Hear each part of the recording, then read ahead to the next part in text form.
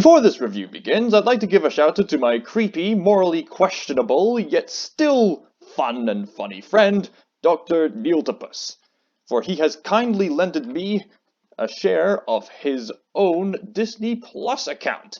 Now, along with Neil and some of his other buddies, I can watch almost every single thing that Disney has ever made, including the original content that Disney Plus has produced.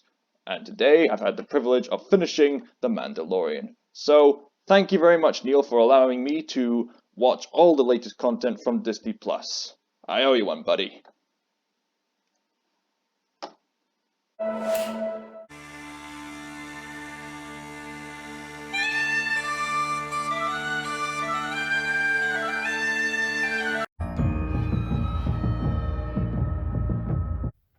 Thank God for widescreen! Many stories have occurred in the galaxy far, far away. Now, recently, some of them have been questionable in their reception, but be on your guard, my friends. There are some good storytelling potential with the Star Wars franchise yet. We have seen the exploits and adventures of the legendary Jedi, but what about the bounty hunters? Dramatic wind on Cape. You might want to watch out for Edna Mode, my friend. Throughout the Star Wars saga, we have seen Jango Fett take on the Jedi, and then we have seen his son, Boba Fett, also take on Jedi. But now we see a new Mandalorian this time much more relatable, and with his own redemption arc. He goes by the name of Jin. Actually, he doesn't really go by Jin because that reveals his past and identity. But I'm getting ahead of myself. I've just watched Mandalorian on Disney Plus. Well, season 1 at least. Before I mention my thoughts and opinions on the Mandalorian series, I might as well mention a bit of history behind this series, just for some further elaboration. It was last year that the Disney company announced that they were going to make a new streaming service, similar to Netflix and the HBO bleh, and Pureflix, I don't know.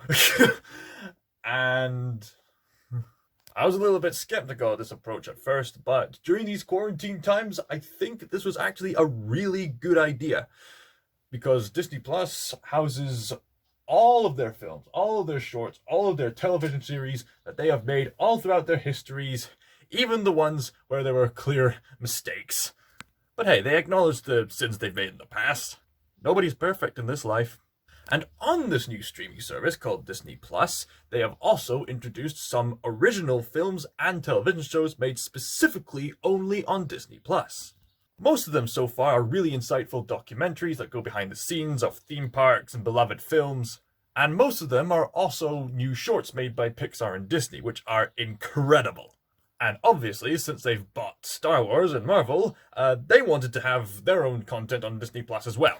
And so, Jon Favreau, who has previously directed several live-action Disney adaptations, as well as the Iron Man series, alongside other talented filmmakers, including the legendary Taika Waititi, decided to make an original story from the Star Wars universe. Their main source of inspiration was the species of Yoda, which they didn't reveal until they launched the series itself. This story about the Mandalorian is set 5 years after the events of the original trilogy, meaning the New Republic has taken control of, well, most of the galaxy. But out in the distant corners of the galaxy, criminals and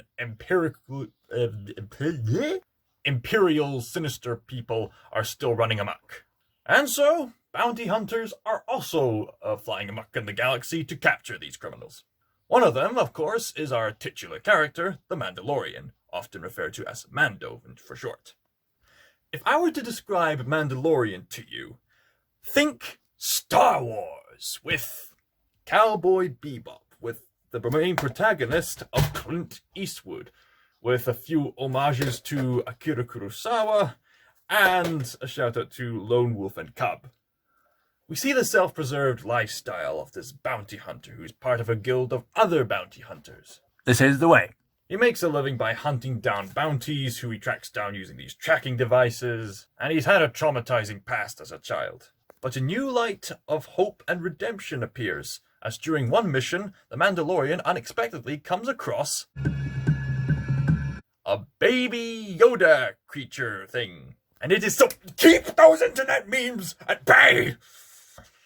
You don't know how much I've had to handle them.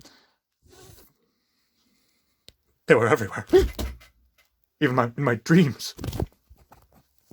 They haunt me. Puppy dog eyes. Baby Yoda jokes, they wouldn't shut up. Baby Yoda's so cute! All the more cuter since he's impressively made with practical animatronic effects. It really makes him more alive. You can just feel like picking him up, just cuddling him, assuming you haven't gotten in his wrong side, he's gonna force choke you. Yeah, that's another thing. This Baby Yoda's in touch with spirituality, and like any good child, he just simply believes and is fairly decent with the Force. Although he's an infant, after using any Force power, he kind of faints, because, you know, he's just a baby. But it's clear that the Mandalorian has grown a father-like affection towards this child. And it's this father-like affection which makes this Mandalorian character relatable. We know he's a badass with a rough side, but it's amazing how much he can express with just his helmet on. Yeah, he doesn't take the helmet off. It must stink in there. In fact, the Mandalorian has such a loving affection towards Baby Yoda, by the time he hands him in, he risks his life to rescue Baby Yoda and risk his alliance with the guild just so he can be with this child. During that moment, it's never stated why he does it, but in a sense you can understand why he does, because it's a lonely job. And being with this child and taking care of this child is teaching him to be more loving and less selfish. So in a sense, Baby Yoda is saving the Mandalorian from a dark lifestyle, in a sense. And I love how that's never directly spoken. He never has a monologue like, I miss the child, I'm gonna go rescue him. No, you just get it. He's gonna rescue this child because he loves the child. And this would have not benefited his job. He would have just gone along with his job nice and fine, but then there would be no story, and he'd probably get miserable over time. Not to mention, it's revealed later that he was handed into Imperial authorities, but even then, were they gonna harm him? I don't know. He's presumably doing more harm by putting the baby at risk by running away, but the Mandalorian is willing to risk everything because this baby just means so much to him, and he's barely gotten to know him, which is quite fascinating. So during his journey of taking on bounty hunting jobs for money and protecting the child, he comes across a group of colourful characters. He meets an action lady, I've forgotten her name. He meets a small old alien guy named Krill, who teaches him the ways of the simple life. I have spoken. As well as an awesome robot voiced by the awesome Taika Waititi. Seriously, Taika Waititi might be one of the best actor/filmmaking directors alongside the likes of Mel Gibson. Taika Waititi, you genius Jewish New Zealander, you rascal, wanna touch your mustache. As for what happens, I don't think there's much more that needs to be said, so I might as well talk about how this was made. I really appreciate how slow-paced and atmospheric this series is. Kinda like a western. They give you time to soak up those big, epic environments. And the visuals are spectacular. The visuals are so well done, I could happily see this as a cinematic movie. It works alongside the recent sequel trilogy. The effects are that good. In fact, one could argue that The Mandalorian is an extended Star Wars spin-off movie. And despite the fact that they're probably obviously making it to cash into the lore of Star Wars, surprisingly enough, there was no convoluted plot. Which is kind of refreshing. What you see is what you get. A bounty hunter protecting and loving a child. And the show does a great job of depicting the grittiness that goes into this bounty hunting business during this time period of the galaxy, I suppose. I mean, sure, you'd probably need to know a bit of Star Wars to understand the context of certain things.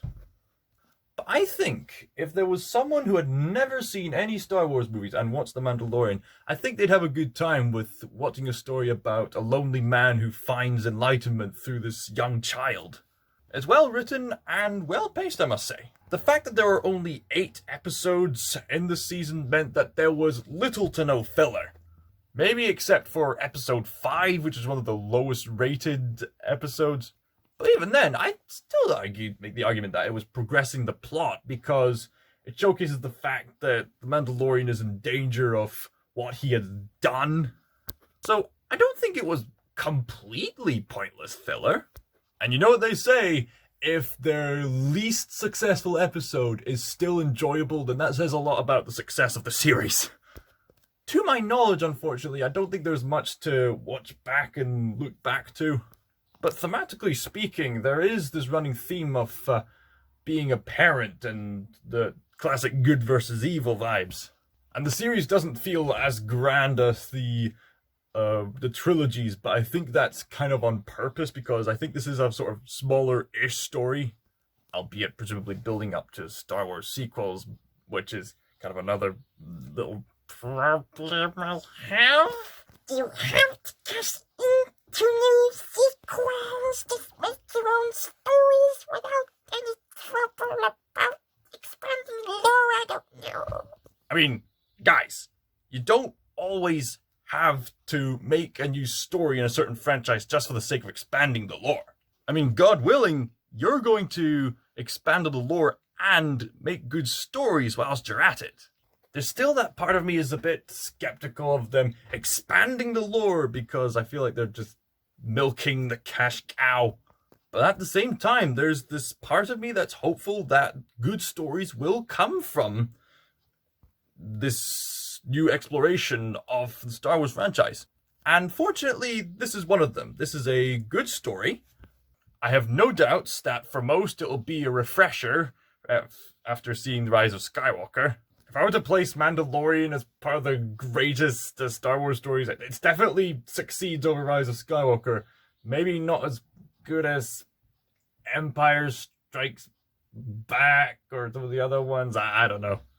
There's a part of me that wanted to be a bit more impressed with what Season 1 had to present. But I am quite impressed enough with what it managed to handle, especially considering that this is probably one of the better original shows on Disney+. I don't know how to describe it, but I think Season 1 maybe should have done a bit more effort just to impress me a little bit more. Because say what you will about the sequel trilogy, but at least they delved into some epic themes and some struggles that characters had to go through. I'm not quite sensing that with The Mandalorian, with the exception of the last 2 episodes. However, I do applaud its efforts that it managed to make for this first season, and Season 2 is on the way, and they're bringing in Ahsoka from Clone Wars, so it'll be awesome to see her in live action.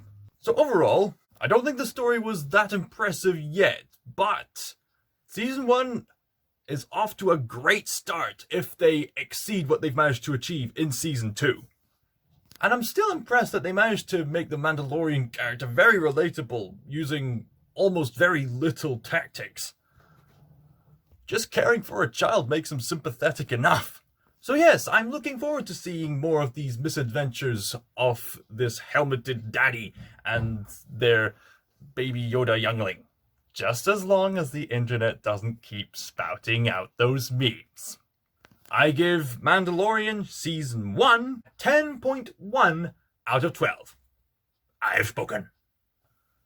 Also, for you American swines, the UK had to wait a little bit for Disney Plus to arrive by the end of March, so apologies for the delay on watching The Mandalorian. I was busy doing other things as well. Do you want me to review any more content on Disney Plus? Perhaps some of you are missing out and want to get informed on the latest content. Let me know if you want... Let me know if you want more Disney Plus content reviewed down in the comments below. Don't show this to younger viewers.